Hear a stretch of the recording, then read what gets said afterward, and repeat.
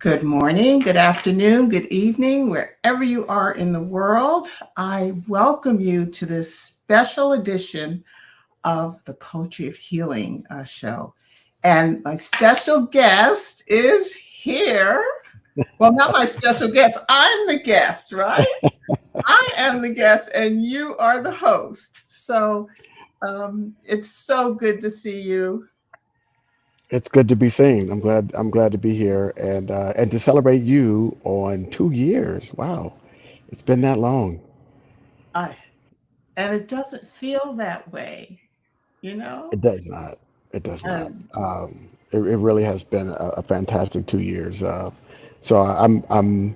if I'm hosting, what I like to say always at the beginning of the shows is one of the things we like for people to do is let us know where you're watching from. So drop that in the comments. Please let us know where you're watching from all over the country. We like to know that. Second thing is please share this on your page or tag a friend so they can, share in the show that we're going to have today. And then finally, if you know somebody that needs this or you say, hey, this is a great show, I'm going to continue, like the show, make sure that you ask questions and you come back.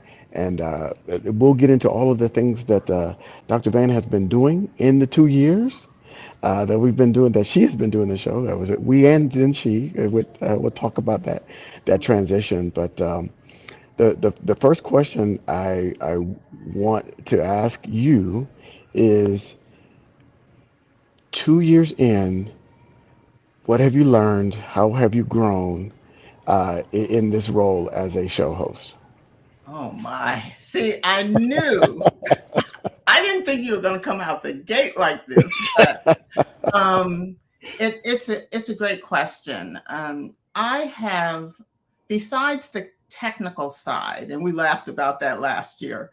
Um, Besides learning the technical side of producing and directing, I always created the content, but I've embraced that side even a little more. And I had a goal of incorporating AI, which I did with the art that I use when I read my poetry. I think the greatest lesson has been from my guests and Mm, also exploring the topic. So, for instance, and I try to go the edge. I don't try to go over, but I try to go the edge with these topics. And one of my most recent guests is a Special Olympic athlete and poet, mm, and I had her as a guest on in October for Black Poetry Day. And the way, not only her creativity, because she also has autism. mhm. Her name is Amanda, but the way she showed up, and she's also legally blind. The way she showed up and the way she so eloquently talked about the challenges in her life. I really encourage every viewer to watch this program. And I tried to note down when, let me see if I can find it. Um, it was on October the 17th, yeah, Black Poetry Day, and it's called Beyond the Finish Line with a Special Olympic Athlete and poet. And so she just taught me so much about resilience. I Mm. thought I was resilient. And then another guest, Monique, and Monique, and she talked about the challenges. She doesn't believe she's a superwoman, but she acts like a superwoman. And okay, so I told her, and but she talks so transparently about the emotional and physical effects of being a superwoman. And so these guests, and that's just two. I had over 10, yeah, about 10 guests. And can you believe I had 35 episodes in a year? I'm only supposed to have 24, right? But I had 35 episodes. And yeah, these lessons have just been incredible. I could go on and on. The other one who teaches me how to be so transparent is Bishop Clark. Okay. He Yes. talked about forgiveness and he talked about men and emotions. Those are Yes. two other programs I encourage viewers to look at because he just gets so real from a man's perspective. And my guess, I don't know what I have, but my guests are just so transparent. They tell things. I think they forget that we're live, and they just share life experiences that they may not have shared with anyone else. And so I just feel blessed that I've created a space, and it's a healing space. That's my whole goal, to Right. create a healing space. And I've created a space where people can come and feel safe and talk about their life experiences, which I hope will, heal others. But I have a question for you, and I don't think I ever asked you. Hmm. I'm not trying to be the host, but I got to ask you this question. It is your show, so you could ask away. Okay, so we met 2 years ago, Hmm. and you interviewed me. I didn't know I was being interviewed. Okay, so you interviewed. That's how smooth you are. But I want to know, what was it during that conversation that helped you to feel that I could bring something to the platform? I think what is there are elements that I look for when I was producing, Hmm. and the elements are one of the main elements being, is it something that's unique that we're going to bring to the audience? And so, because we keep spinning out the same old stuff, one, we're not pushing people to stretch and grow. Two, it becomes redundant, and so those are things. So that was number one. That's the key element. Are you bringing something different to our audience? So that was clear. Like it Hmm. was, nobody was talking about poetry. Nobody was talking about healing and all of the things that you do, your healing breaths, and so that part was really good. And so that's why, we said Sunday morning was a perfect time to do that show because that is when we really start thinking about those types of things. And so I was like, oh, it's a great time.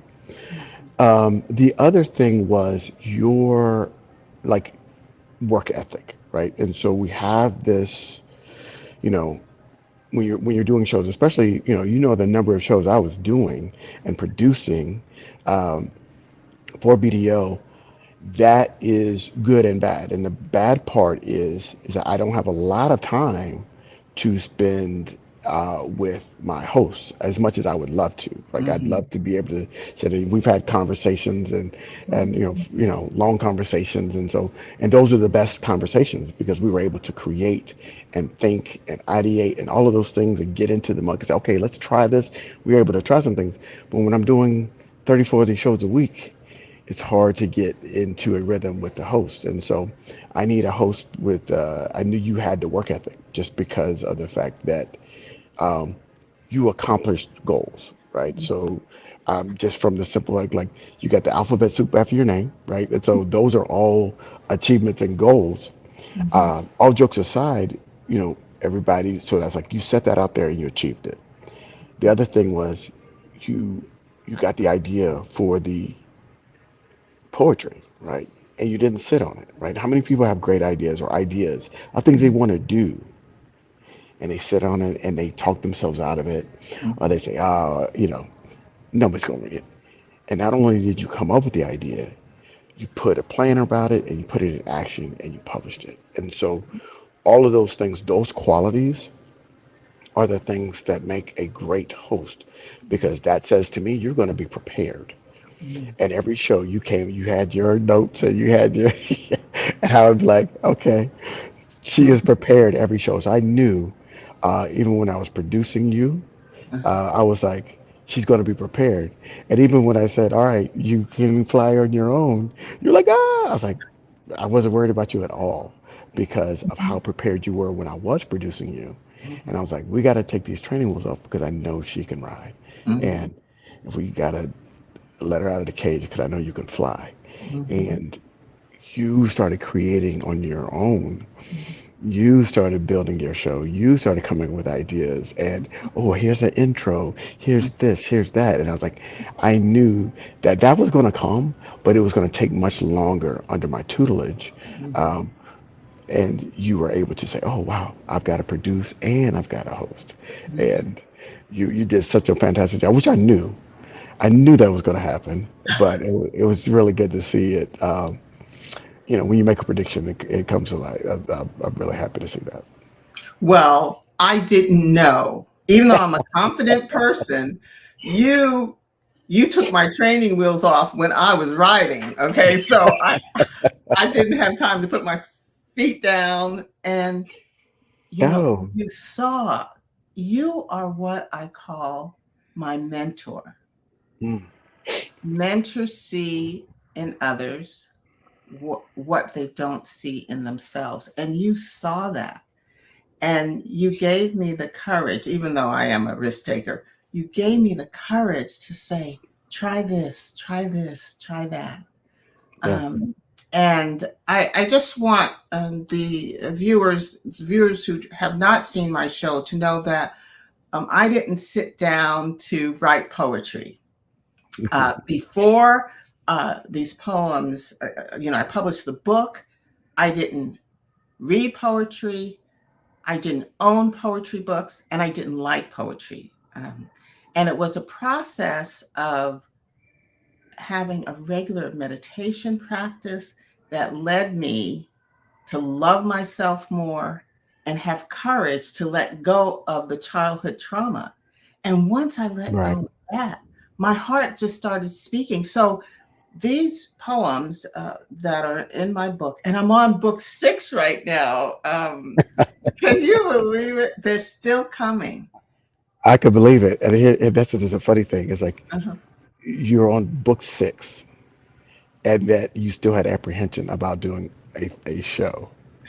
And you've written like one of the hardest things to do is write a book because that Mhm, requires a certain level of organization. It requires mhm, planning, and it mainly requires execution. And you've mhm, got to be able to sit down, write it, and then you not only you wrote it, but you published it. And mhm, so those are all things that I was like, those are qualities that can be translated to any industry.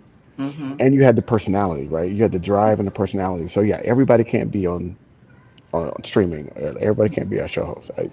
Cause I've met some people. I'm like, yeah, great guest, but not a host because hosting requires a mhm, different level mhm, of communication, right? You mhm, have to always keep the audience in mind, mhm, and you have your plan, and you have to create that journey, right? You're taking them each show that you would do. You would take people on a journey, and as a host, you have to see that.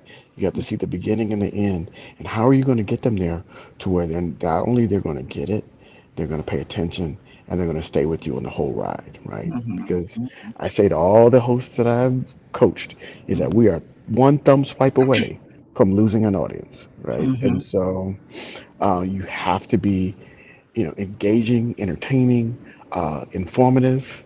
mhm, Um, Attractive. There's a physical element to all of these things that happen that I'm just saying the quiet part out loud because you haven't seen unattractive people on TV or stream, maybe on TikTok, but like on television, things like that. You're mhm, not going to see it. And so, mhm, um, you had all of those things, and you had the passion, and mhm, that's the one. The passion creates that excel. It's a force multiplier, mhm. Sure. right? And so you've got all these individual things, but when you have a passion about something, that says, even when there's adversity, even if Mhm, I hit a roadblock, even when I'm struggling and I don't feel like, every day is not a great day. Every day we're not walking up, sunshine and bubbly. mhm. But the fact that your passion pushes you through that and continue to do your show, um, is a testament to you and what's going on. I give a shout out to my girl Latoya. I think she's watching, so Oh, shout out to her. hi, Latoya. Okay, so Ellis, you brought up some really interesting things. And viewers, I just want you to know that you're just getting a sample of what I got on a one-on-one regularly with Ellis. I also want to let the viewers know that I'm real. So before every show, I prepare myself to show up. So I don't have any, how can I say, conversations that draw from me, that deplete me. I don't watch the news. Right. I play calm spa music because I believe I create the energy, even Yes. though we're virtual. And yeah, of course I get nervous. I'm breathing. I'm taking a, deep breaths and heart breaths before the camera, comes on. And I make errors. I try not to, how can I say, dwell on them. But like when we started this morning, I still had the thumbnail up, and I was supposed to be there, So I just kind of got rid of it, and kept going. But there are risks that I have taken on this show with content, Yes. and I'll give you an example. I really, and I talked to you about this. I really wanted to do things that my heart told me to bring to the show. And you said, you gave me the confidence to do that. And one of them was about secrets. Well, Mm. secrets make you, do secrets make you ill? And I talked about why secrets make you ill. Hmm. And, it's a controversial topic. And there was very little interest before the show started. But I felt that I needed to do that. Another one I did was what's the hurry? And Yeah. talking about being in a hurry all the time. And these things are near and dear to me. So when I do a topic, even though they're grounded in my books, but when I do a topic, it's coming from my heart. It's something that I'm living every day. So when I prepare to talk on the show, I'm learning too Right. from these topics. Another one that I won't say is controversial, but I guess it's hard to um, link healing with racism. But I did two Mm. shows on racism. One, racism in nursing, and the other one, a viewer. And you may remember her, Janice Evans, when we did the first Yes. anniversary show. Janice and I have become sister friends. So yeah, viewers. Janice Evans was on the show. I don't know if she's on the show today, but she was on the first anniversary show, and we had a Q&A. And if we have time, maybe we'll have a little Q&A at the end, if my guest host says that we can do that. But anyway, and I had her on the show, and she talked about the reflections that she had and the promptings to write after the George Floyd murder. And it's Yes. incredible poetry that she did. So those were kind of, they're topics that either came from my heart or I just said, we need to talk about it. And my challenge is, and it's not a huge challenge, but I'm very conscious of it. How do I approach this topic and make sure that my central premise of healing is always in the forefront? And I think I do that even with these topics. You absolutely do. Me, I don't think those are controversial. I think those are like more taboo. Like we don't talk about those things, right? Okay. So everybody has secrets, right? Mhm. But nobody wants to talk about them. That's why it's a secret, right? And so when we Yeah. talk about secrets and some of those ones that we hold on to Mhm. that are impacting our health, that is important, right? Because not only is it important to talk about it, but it's relatable. And Mhm. so one of the things that even when I was hosting or producing, at all times, I'm like, you have to be relatable. You have to talk in a way or talk about a topic that everybody's watching this program can relate to. Mhm. So what you're giving me is topics that even though they are taboo, Mhm. if you're black in America, you can relate to racism in some way. Mhm. Mhm. If you are a person alive, unless you're just the most open and honest person, you can relate to having secrets. Mhm. and the way our society is built up. Hurrying is just built into the American DNA. You hurry to church, you hurry to work, you hurry to school, you hurry to eat, you hurry to, and so all of that hurrying and worrying about, am I going to be on time? Am I going to get there? Mhm. That has a impact on our health, and so we have to find ways to alleviate that. And so you keeping that message of healing in Mhm. all of those topics that can be damaging to our psyche is vitally important, which is another reason why I was like, this is a great show to have, because you're talking about healing as your central theme. So whatever topic you put on the show, Mhm. your theme is going to how we heal from this, right? And you give people tips and tools and techniques on how to calm themselves in Mhm. moments Mhm. and how to have long-term healing by doing some restorative exercises. And so Mhm. I think it's important. Your show is really important, it's particularly more today than any other time. Yeah, yeah.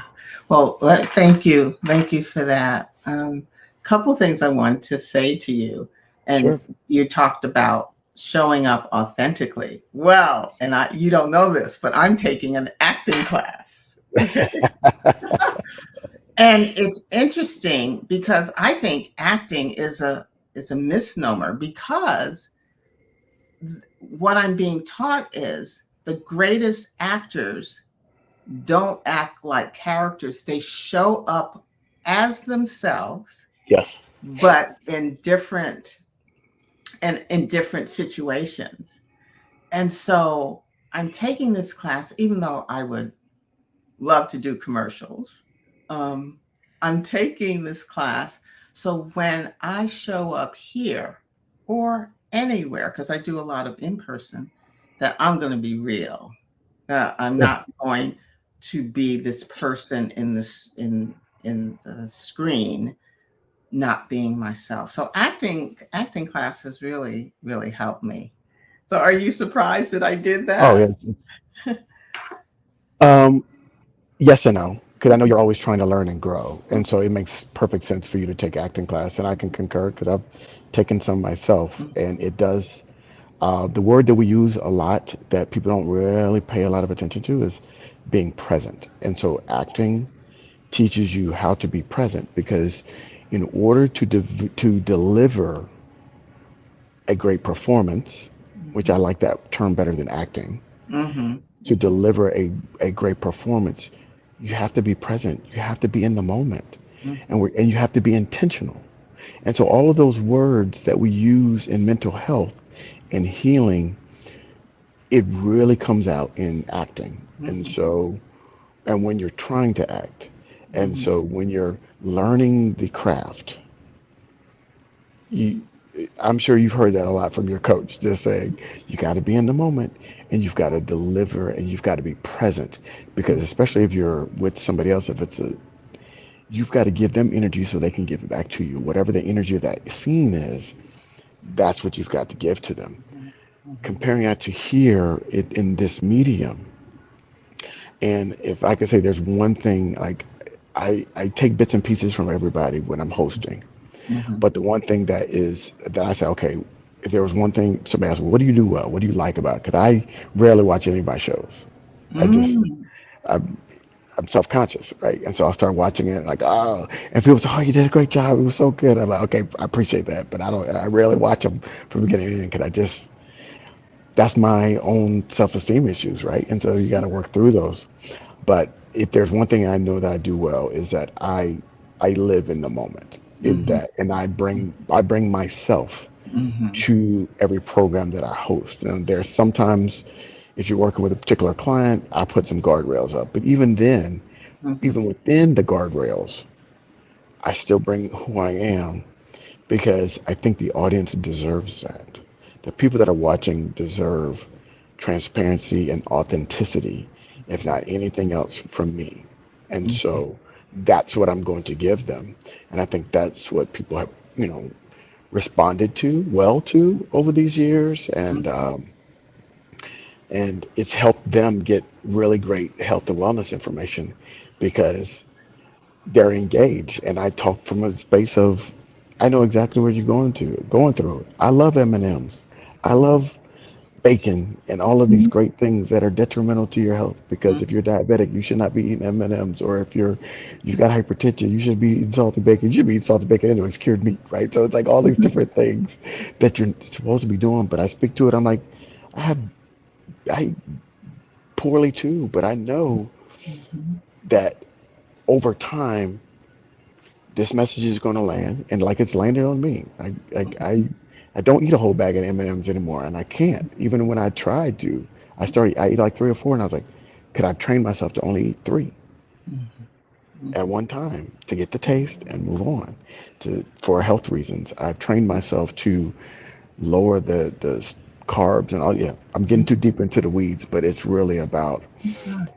being in the moment, Mhm. being present, and giving people information like you talked about, being Mhm. relatable. Mhm. And I think that's the so everybody say, oh, that's a guy that I can relate to because I have those same frailties, I have those same insecurities, I have those, and I put them out there. I'm transparent about it. It's like today, I'm transparent about the fact that I'm very self-conscious about any show that I do, and Mhm. that's why I don't watch them because I'm like it's like it literally watching myself is like fingernails down a chalkboard. Oh It's no. Oh yeah, no. I can't do it. I You can't do it. know, I watch every of my shows right after they show because I want to see, and I hadn't thought about it, but I really want to see, how did you show up in this show? Mm, What messages did you give verbally and non-verbally? yeah. You know, what what could you have said a little differently, or is there something else that you could have said or done to make it relatable? So I look at all of those, and I've stopped looking at my hair. I stopped looking at, if my collar is straight. I just look at how am I showing up. And another thing I wanted to say is that what I'm learning in acting class, as well as the other work that I've done, is to come from the heart. Yes. See, and that's what you do. And you're another one of my guests who, we're talking, and all of a sudden you share something that you've never shared before. And and so I'm the host. I said, oh, I gotta keep it together. Well, I'm not gonna do that. I'm learning that I as can react and embrace, because I'm human and we're connecting, on a human level. And that's why I love doing shows with you. And, we haven't told the audience what you're doing now. Oh, Um, yeah. yeah. So what, I mean, see, now we're switching roles. I think it's important because you're my mentor and you're just doing some wonderful things. And so if you'd share that. Yeah. So I have. So let me say two things. One, I'm still hosting on BDO, so y'all will still see me here on BDO. So I still do some hosting and programming here, but now I'm not with BlackDoctor.org. That's why you don't see BDO after my name. Is I am working for Common Spirit Health, which is the largest nonprofit health system in the country. It's in about 22 states, over 150,000 employees. A few years ago, they partnered with Morehouse School of Medicine, one of the four historically black medical schools in the country. Um, there's a fifth that's starting, but those are the four that are active. Um, they formed a partnership with Morehouse School of Medicine, Common Spirit, and Morehouse, and it's called the More in Common Alliance, which I thought was a great name. Um, And what it is, the goal of that alliance is to create regional medical learning centers, graduate medical learning centers in in places where there is a lack of physicians of color. And so so what the program is that they're going to double their enrollment over the time at Morehouse School of Medicine. And they're going to do students that come through the More in Common program. They're going to do their first 2 years at in Atlanta, where the main campus is, and then they're going to do their final 2 years, their third and fourth year, at these regional medical learning centers. Um, and with the intent of them doing their residency there after they finish medical school, and then hopefully eventually practice there in the area. So we're looking and we're recruiting students that are from those areas, that have identified and that they have identified and have the aptitude to complete medical school, and help them through this process to where they can be basically hometown heroes. Because, one of the things that I said, we did an event in Tacoma last week, and I was talking with one of the many hospital executives that were there, and I said, what's really important about this work to me is, um, Reggie, the CEO of Black Doctors, used to say the two most respected people in the Black community were Black doctors and clergy. And so when you're thinking about what it means to be a Black doctor, it's not just I'm a rheumatologist or I'm a family practice or I'm a pediatrician. You are a hero to that community because everybody, all the statistics point to when a patient has a physician that looks like them, that's from their community, their health outcomes improve significantly. And so we're not developing, we're not educating medical students. We're creating heroes, and we're creating generations of heroes that are going to serve underrepresented communities in a way that fits that community's needs. And that's why it's vitally important. The work that I'm doing, and that's the only reason why I would ever step away from what I was doing at BDO, is to do something that is aspirational. And that's what I'm doing with Common Spirit Health. So it's a big challenge. It's one of those things where I'm kind of creating my own path because I have to toggle between two organizations, between Morehouse School of Medicine and Common Spirit Health, and I've got to make sure that our programs are moving forward in a way that's productive and we're getting results. And results, there's many types of results, but the main results are getting students in this program and getting them through it to where they can serve those communities. I when I heard when I heard that you were leaving, as a regular producer, I was very sad, very, very sad. But yeah, when you told me about what you were going to be doing, I was extremely happy.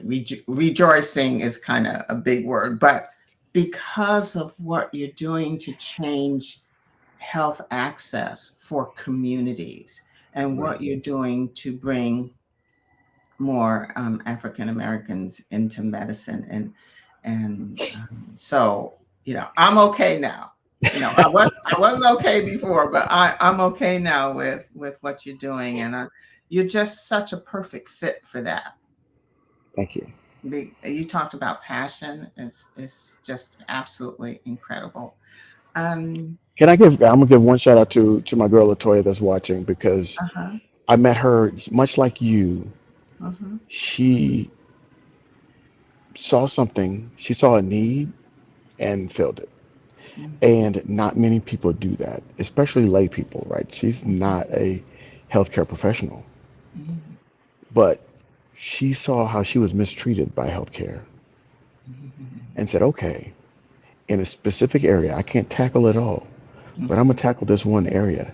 And she has grown in such a way that when we shared her story we were able to get her on BD. I was able to get her on, I think, at least twice. And mhm, then and we're going to do it every year. They are going to do it every year because I'm going to continue to bang that drum and say, hey, look, we need to do this. And her platform is fibroids for in Black women. And so I just want to give her a shout out and give her her flowers because she's done such a fantastic job of walking the walk, right? So many people can talk the talk, but there's very few that can walk the walk. And so I just want to give her a shout out and thank her for staying with us today. Well, Latoya, I would like to talk to you too, because we can talk about healing from fibroids. So reach out to me so we'll be I friends. will connect. I will connect the two of you. I will Okay. connect the two of you. Yes, Oh, she's okay. fantastic. All right. So would you do a reset? Because we're past our 30 minutes. So Yes, we are. Yes, we are. And okay. and I apologize for being in an unusual location. You're It's all good. yeah, it's Father Sunday, and Uh-huh. we're playing golf, and um, I knew that we had this show, and I was like, all right, we got to get to the course early because I need to do this show. So I'm literally sitting in the lobby of the golf course, and my son's out there on the range. So we're gonna spend some father son time playing golf today. It's a beautiful day here in Atlanta, so why Is not? it? Well, I just want to let the viewers know that last year, see, this is what a mentor does, because last year you were sitting in your car at your son's baseball game. Yes. So again, I want to send lots of love to your son and your family for sharing you on this Sunday morning. So Yeah. uh, what do you have? You're going to reset. Oh, reset. Yes. So Yes. if you're just joining us, we are with this is the Poetry of Healing that is a great bi-weekly show hosted by Dr. Paulina Van. Uh, Used to produce it. I produced it for the first year of the show. Um, and she has taken off and flown. So this is her 2 year anniversary. And she invited me back, and I said, of course, I will. I would not have missed this because I love to see people follow in their passion and then find some space of success in that. And so you have found a significant space for your success to continue to share the work that you're doing, the books that you're writing, and the public speaking and all of the wonderful things that you are doing now, acting, right? If I see you in a commercial, I'm a loser. So I need you, if you book a commercial, I need you Okay. to call me before that, right? Because I had one of the doctors that I used to deal with on a regular basis, Mhm. interview on a regular basis, and I'm watching a Super Bowl, and there she was, in a Dove commercial. She was a dermatologist, Uh-huh. and I sent her a text. I said, could I get a heads up about the I got floored. I'm like, there's Dr. Jackson, and then, so if you're in a commercial, just hey Ellis, I booked a commercial, blah blah blah. Just let me know, and I'll be on the lookout for it. Well, I'm gonna do better than that. When it's time for the audition, I'm gonna let you know. So can I just share? I wanted to share about what's happened with my poetry, because Sure. one of the goals, I know you're going to ask me this later in the show, but one of my goals over the next year is to really um, play a role in showing the world, especially the Black community, how important poetry is in our daily life, the healing aspects of poetry, the relatable aspects of, of poetry. So, one of the things I'm going to add this, and I don't think you knew this, my book is now in 4 libraries. Oh wow. 3 in California. So it's in the African American Museum and Library at Oakland. And I'm also a permanent exhibit at that library. And then the Mechanics Institute, it's a private library in San Francisco. And then where I work, Samuel Merritt University, it's also in that library. And then lastly, it's in a special collection at DePaul University in Chicago. So these are all the call numbers. The only one that you, the only two that you can't, I, I believe, request is the one at DePaul, because it's in a special collection. You have to put on gloves in order Oh to, wow. yeah. Wow. And then me, the African American Museum and Library, I think you can check it out, but I'm not sure. So I'm really excited about that, and I'm really making poetry more available. I've been asked to read poetry at weddings. And of course, Mm. yeah, and I continue to do it for healthcare professionals, both now that we're past the pandemic, or officially past the pandemic. Maybe we're going back into it, but um, doing more in-person presentations and readings. I read at interdisciplinary conferences. Um, Nurses use my book in huddles to start. Hmm. People started to use it to start meetings. I have teachers in Montessori schools reading my poetry to children, and of course through high school and nursing courses as well. So I think what's special about my work, and I have just been a vessel for the work.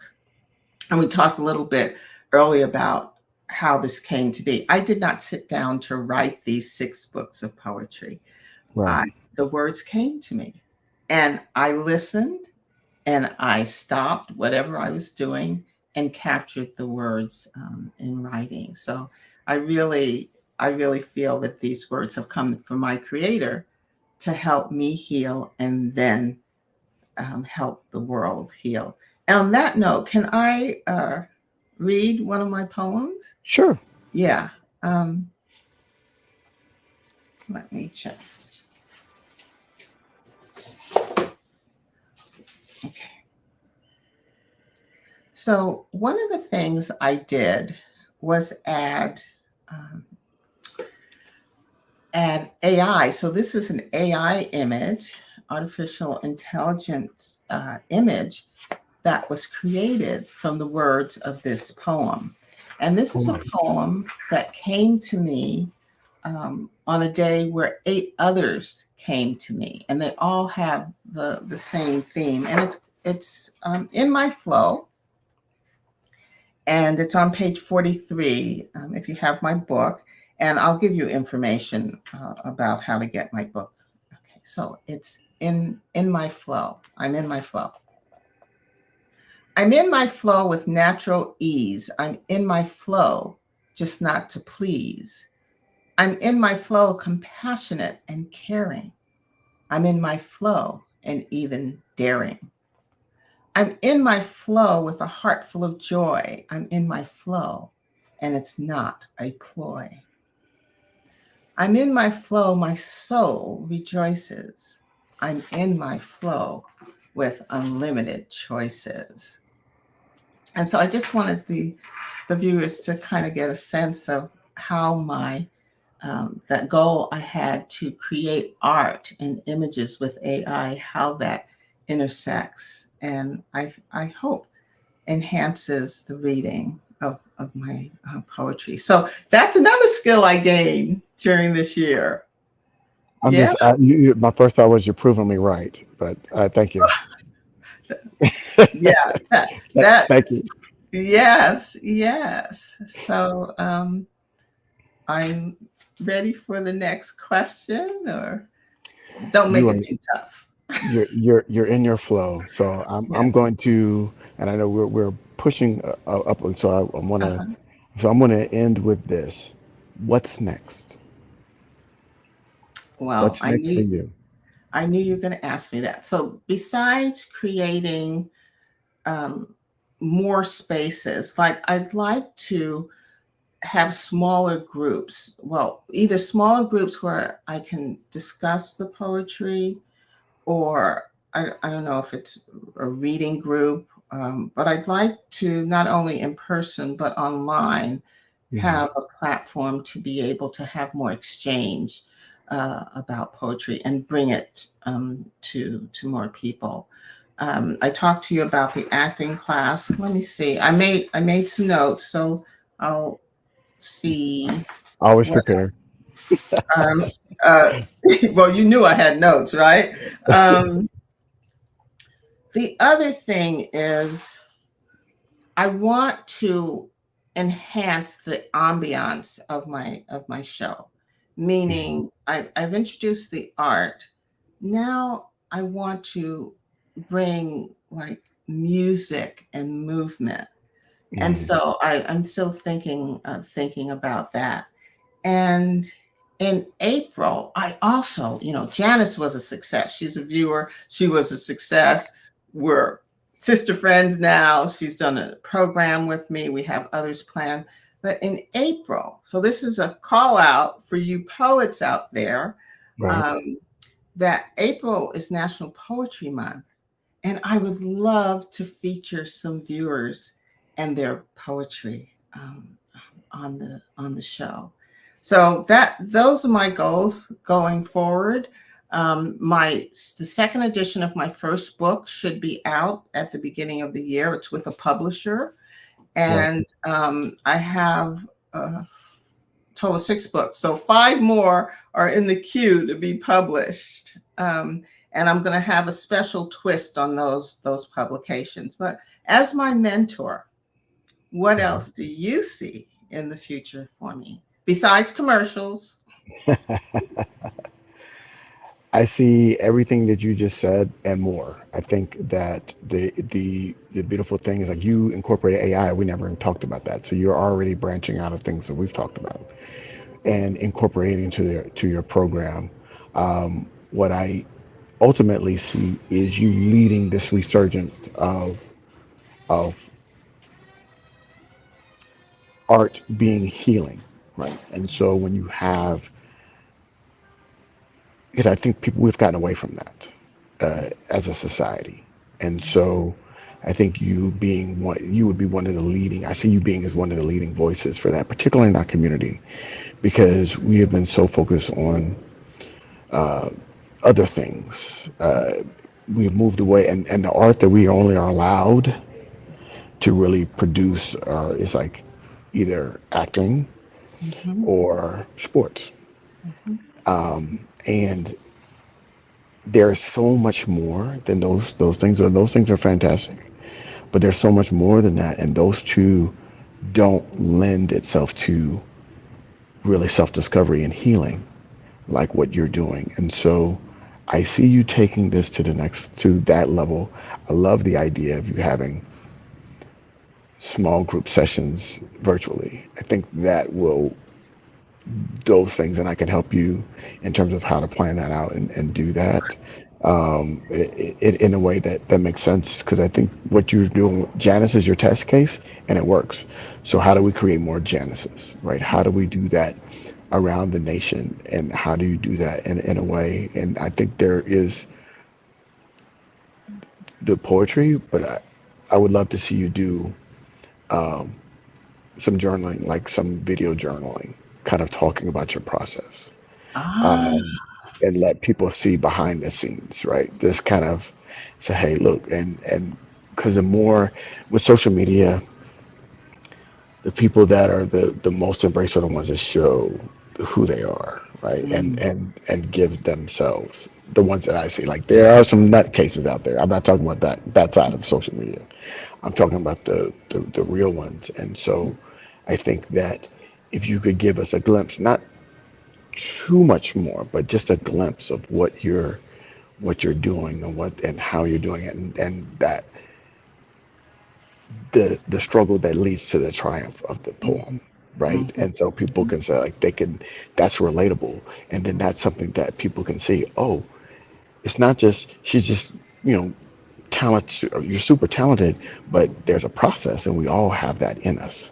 mhm. And so if you could share that, I think you would be more inspirational, even more inspirational than you already are to people. So that's my thought and then my wish for you going forward. Oh my goodness. And you're going to help me. Well, okay. So I can show what happens during the process, but sometimes it's in the middle of the night and I'm in my PJs with my hair wrapped up. So I don't think I want to do that. But I thought about that. It's so interesting. I have thought about capturing the the time, and maybe I'll ask my husband to do it for me because I get in a zone. It's almost like, and Yeah, I don't, I want to keep this real, but there's an energy yeah, that comes over me, and I'm in the zone, and all I can do is listen for the words and type it out. Yeah. I thought about recording myself doing that, but I guess I'll ask my husband to do it. And then I always do a reflective note after the poem comes to me. What was I thinking? How does this relate to my life? Um, what do I need to do in the future to live this healing strategy out, this healing experience out? Do we have time if there are any questions? Um, I didn't see any in the no, comments. yeah. Um, If if anyone has a question, I'm happy to just drop it in the chat, and we'll address it. Or you can do it later. Yeah. So this has been, this has been inspiring for me, enriching for me, um, Cathartic. cathartic for me. So last year I told, well, I don't know if it's a secret, but something that's not really known. I see someone dropped a question in the chat that I stand. So I'm standing right now. I always stand during my broadcasts. And I'm trying to think of I'll think of something else that I do. And I am nervous before the Should camera. be. Yeah. Yeah. I mean, nervous. Yeah, being nervous it keeps me focused. Mhm. Some people can't handle being nervous, and it drives them crazy, and they can't focus. But for me, it does the exact opposite. Being nervous keeps me focused and makes me lean in more because I don't want to let down people. There's a couple of good, Patricia, visual arts. Yes, the short answer, and you can answer that question. There's a couple of questions that are coming in, but Mhm. my answer, Patricia, is yes. That's the short answer. Mhm. Um, the other side of that is um, visual arts are going to come from a space that is really deep in, and there's going to be a lot of representation. So how do you do that? How do you do that? Is it visual art? Is it 3D? Is it pottery? Mhm. Is it painting? Is it sculpting? There's many mediums in visual art. Um, how are you doing that? And then how is that expression? It could be something that's completely personal for you, where Mhm. it's just like, hey, I'm just doing this because, and it helps you heal. My uncle is an artist, Mhm. and for many many years, and even to this day, he doesn't sell a lot of his art. Now he's won awards, and he taught art in at the university level. He's done all this other stuff. But if you go to his house, he's got a garage full of art that he just would go sit outside in his backyard and do it. And if you met him, you'd like, he's one of the most calmest people I know. And I think that's due to using art as a way to calm his spirit and not. And he's raised two wonderful daughters, my cousins, who are both went and got their PhDs in their respective life. And so it's like, and they're very grounded as well. And I think it all goes back to my mother saying, whenever there was, you growing up during the segregation and all the stuff that's going on in America at that time. And she said he would just go in the room and start painting. And that's how he kept himself down. And so that's a very long answer. Because I said short answer, yes, but the long answer is it depends on what your intention is. Is your intention to share your art with other people, or is your intention to use it as a self-healing method? And so if you do that, that'll help you drive what kind of media you want to get Mhm. involved in. I couldn't add anything else to that. I love that answer. And Patricia, during this third year, I will have art as healing as one of the shows, and there are two artists that I have in mind that do this work to use art as healing. So stay tuned, okay? And then Latoya's question is, what was the pivotal moment in your life that drew you to poetry? And Latoya, I was at my area of research, what I've done research on for over 2 decades, is how to help women cope after pregnancy loss. And I was at a community meeting in a private home with other colleagues with the same interest in maternal child health. And we were working on some policy statements to submit here in California. And it was led by two young African American women. And the first thing they did before we started was to have us just be quiet. You know, I talk about quiet time. Be quiet for about 5 minutes, just with our thoughts. And then before speaking again, they ask us to write for 3 minutes whatever our heart had. And so that is the first day. I'll never forget. This is November 2019. That my first poem that appears in the book, "It Hurts," came out, and it talked about my childhood traumas. And the poem ends with, "I get to live and love again."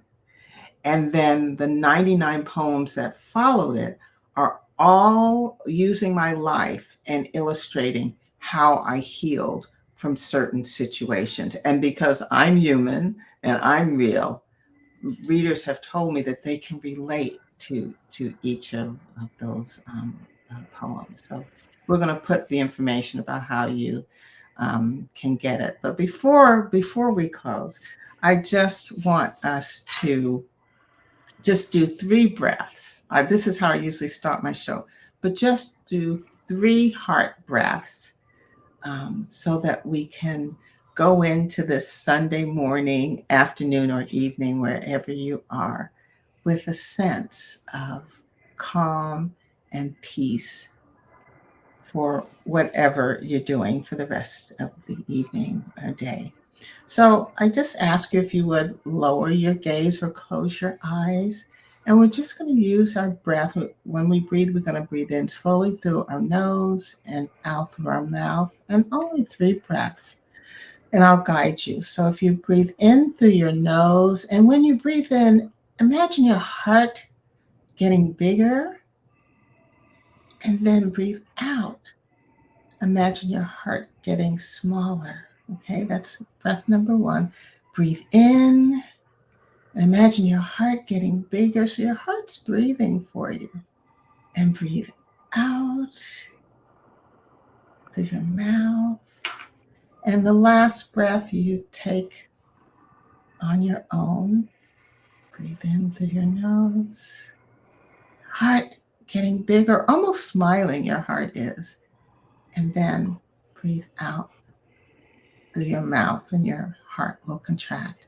And this is called heart math focused breathing, and you can do it anytime to kind of calm yourself down. And no one needs to know that you're doing it, because you can do it with your eyes open. So I want to thank my guest host, Ellis Dean. And Ellis, we're going to do this for year 3. We're going to celebrate, not before. And I just want to invite you to join me every first and third Sunday. Sometimes I do extra shows, but first and third Sunday, 9 a.m. Pacific time, 12 noon Eastern time, right here on blackdoctor.org for poetry, arts, healing, meditation, and just a time for renewal. So any last words, Ellis Dean? Oh no, I think we've covered a lot today. So thank you all for joining us. Thank you all for the questions, and just thank you all for supporting Dr. Van in this 2-year journey and beyond. So thank you, and much more success in your future. Thank you. I'm just going to put up the information about my book, and I'll see you Take care.